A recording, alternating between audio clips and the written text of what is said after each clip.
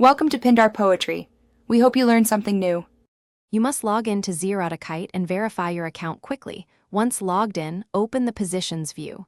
You do this to see open trades, their quantity, entry price, and whether they are MIS or NRML. Make sure funds and margin are sufficient before you act, because insufficient margin can block orders. Next, decide which position to close first. Pick the size to square off, and prepare to select an order type, market or limit, so you control execution speed and price. Now select the specific position and click Exit or the opposite side action to close it. Choose Market if you need immediate execution. Choose Limit when you want a specific price. Remember, a limit may not fill.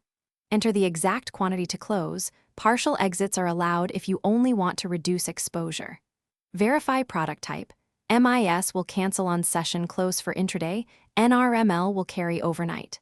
Finally, review estimated brokerage and click Place Order to submit. Once placed, monitor the order book to confirm execution. If filled, the trade book shows the executed price and quantity.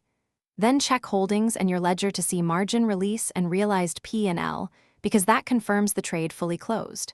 If the order remains pending, cancel it and re-enter with a different price or switch to market for immediate fill.